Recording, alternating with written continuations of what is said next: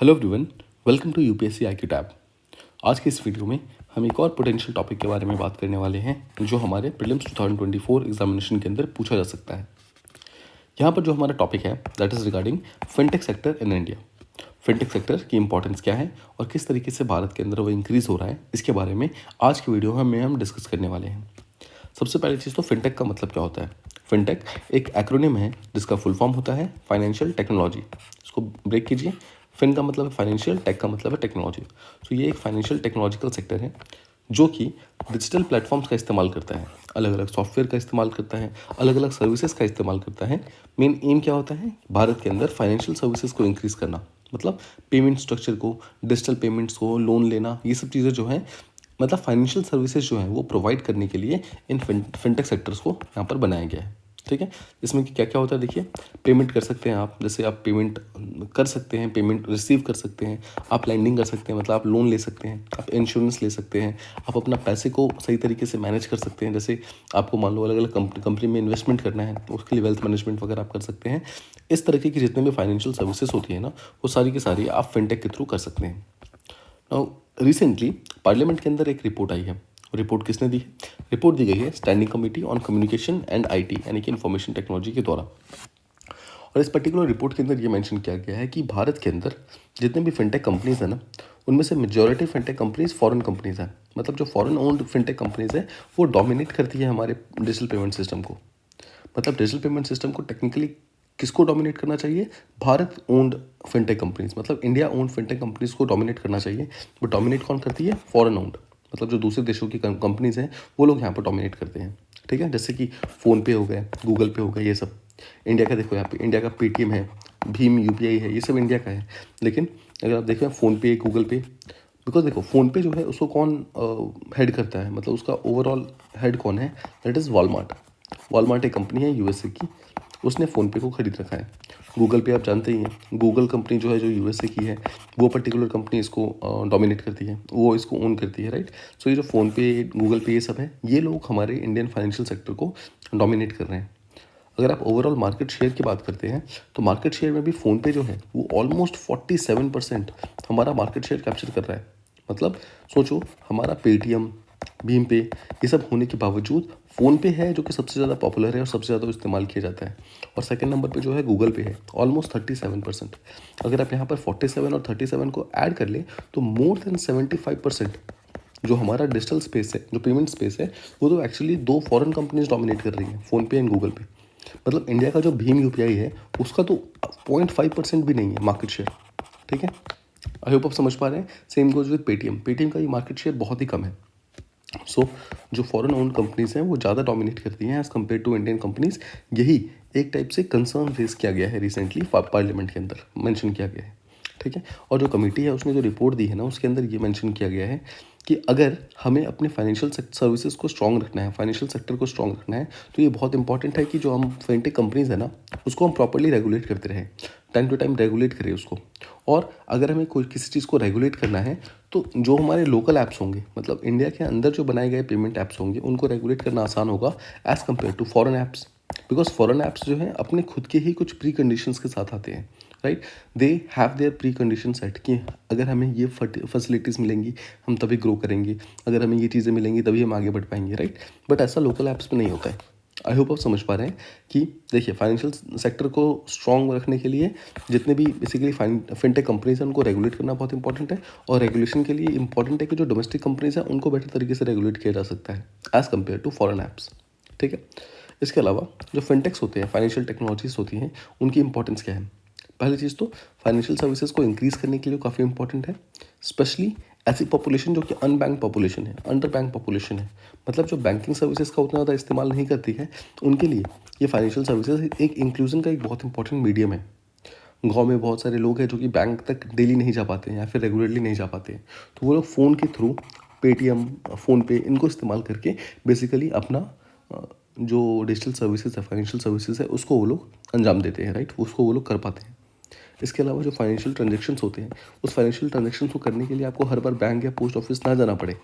आपका कॉस्ट बचेगा, टाइम बचेगा, जो ट्रेडिशनल मेथड्स हैं उनके साथ जो फ्रिक्शंस वगैरह होते हैं वो सब बचेंगे, और आपकी एफिशिएंसी, आपका कन्वीनियंस इंक्रीज़ होगा अगर आप फिनटेक कंपनीज़ को, फिनटेक सर्विसेज को इस्तेमाल करते हैं। राइट, आप घर बैठे बैठे फ़ोन से ही अपने पैसे को ट्रांसफ़र कर सकते हैं।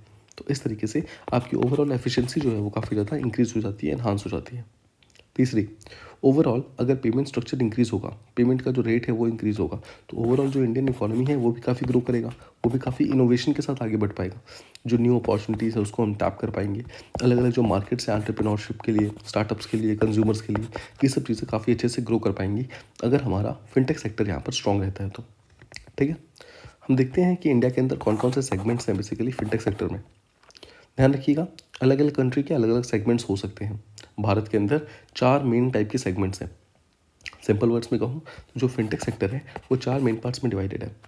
पहले का नाम है डिजिटल पेमेंट्स, मतलब पहले में हम फाइनेंशियल टेक्नोलॉजी को इस्तेमाल करके डिजिटल पेमेंट्स करते हैं, जिसके थ्रू हम मनी ट्रांसफ़र करते हैं, वैल्यू ट्रांसफ़र करते हैं। कैसे करते हैं? यूपीआई के थ्रू, वॉलेट्स के थ्रू, राइट, अपने एटीएम कार्ड्स के थ्रू, क्यूआर कोड्स के थ्रू, इसके थ्रू हम बेसिकली मनी को ट्रांसफ़र करते हैं। तो पहला हो गया जब हम डिजिटल पेमेंट को करते हैं फिनटेक सेक्टर की हेल्प से। दूसरा, हम डिजिटल लैंडिंग करते हैं। लैंडिंग का मतलब हम लोन्स लेते हैं, क्रेडिट्स लेते हैं, राइट। कोई इंडिविजुअल भी लोन्स ले सकता है, कोई बिजनेस भी लोन ले सकता है, राइट। बेसिकली इस तरीके से यहाँ पर तो हमने डिजिटल पेमेंट्स किए, बट यहाँ पर हमने लोन्स लिए, लैंडिंग की है। थर्ड है इंश्योरटेक। इंश्योरटेक का जो वर्ड है उसको बेसिकली इंश्योर वर्ड से चूज कीजिए। इंश्योर वर्ड का मतलब होता है इंश्योरेंस।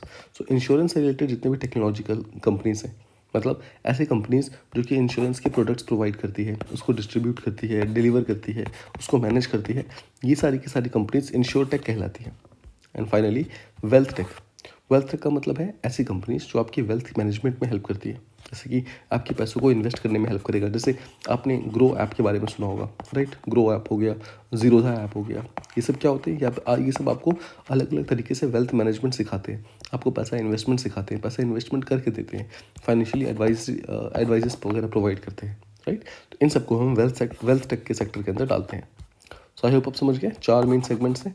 पहला है डिजिटल पेमेंट्स करना, दूसरा है डिजिटली लोन लेना, तीसरा है इंश्योरेंस लेना डिजिटली, और चौथा है अपनी वेल्थ को मैनेज करना डिजिटली। इसके अलावा भारत जो है वो वर्ल्ड के सबसे फास्टेस्ट ग्रोइंग फिनटेक मार्केट्स में से एक है। इंडिया के अंदर ऑलमोस्ट 7,000 से ज़्यादा फाइनेंशियल टेक्नोलॉजिकल कंपनी के स्टार्टअप्स ऑलरेडी ओपन हो चुके हैं। 7,000, सोचिए 7,000 में से अगर 100 फिनटेक कंपनीज भी स्ट्रांगली अगर अपलिफ्ट हो पाई तो ऑटोमेटिकली जो डोमेस्टिक डिमांड्स हैं वो फुलफिल हो जाएंगी, और हमें किसी दूसरे देश की कंपनीज़ की ज़रूरत नहीं पड़ेगी यहाँ पे। इसके अलावा अगर हम भारत के फिनटेक इंडस्ट्री के मार्केट साइज़ के बारे में बात करें तो हमारा मार्केट साइज़ 2021 में जो है वो अराउंड $50 बिलियन का था, 50 बिलियंस, और माना जा रहा है कि 2025 होते होते ये ऑलमोस्ट 3 टाइम्स इंक्रीज़ होकर के 150 बिलियन तक पहुंच जाएगा। ठीक है, तो आई होप आप समझ पा रहे हैं कि हम काफ़ी फास्ट ग्रो कर रहे हैं। सिर्फ 4 साल में 3 गुना इंक्रीज़ होना, that is no joke. It is very very important कि हम इस पर्टिकुलर सेक्टर के ऊपर ध्यान दें और इसको अपलिफ्ट करने में हेल्प करें।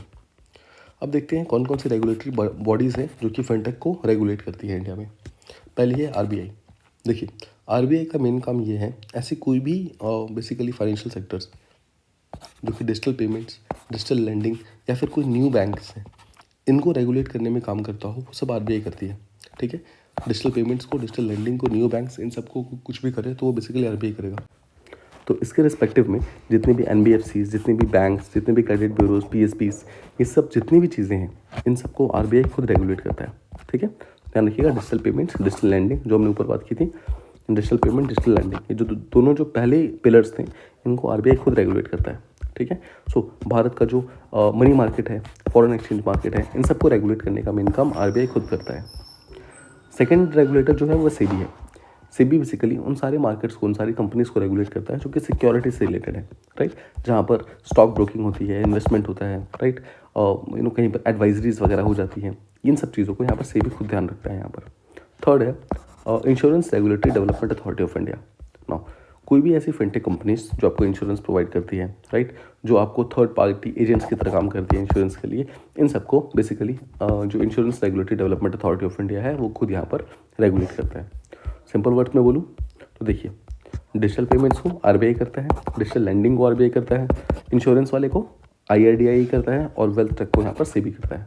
ठीक है, ये 4 मेन पिलर्स हैं, चारों सेगमेंट्स को कौन कौन इंश्योर करता है, कौन कौन रेगुलेट करता है। I hope that is clear. Now जो भी चीज़ें हमने अभी यहाँ पर पढ़ाई की उसके बेसिस पर यहाँ पर एक क्वेश्चन आपको दिया गया है, आपको इस क्वेश्चन को सॉल्व करना है और इसके आंसर्स को कमेंट बॉक्सेस के अंदर मेंशन करना है। इसका आंसर आपको ऑफिशियल टेलीग्राम जो चैनल है उसके ऊपर मिल जाएगा, ठीक है, जिसका जो ज्वाइनिंग लिंक है आपको डिस्क्रिप्शन बॉक्स के अंदर मेंशन है। Question says consider the following statements regarding financial technological sectors in India, मतलब फिनटेक के बारे में क्वेश्चन है। First statement says all fintech related to investment advisory are regulated by RBI, ठीक है। Second statement says foreign owned fintech apps have larger market share than Indian owned fintechs, which among the following statements are correct. आपको इसका answer देना है। I hope ये particular topic आपको properly समझ आ गया एंड इससे रिलेटेड जो भी क्वेश्चंस अगर आपको अभी एग्जामिनेशन के अंदर आएंगे आप उनको बहुत ही आसानी से सॉल्व कर पाएंगे। I hope you like this particular video. If you did, please do a like, share and subscribe. Thank you so much for listening.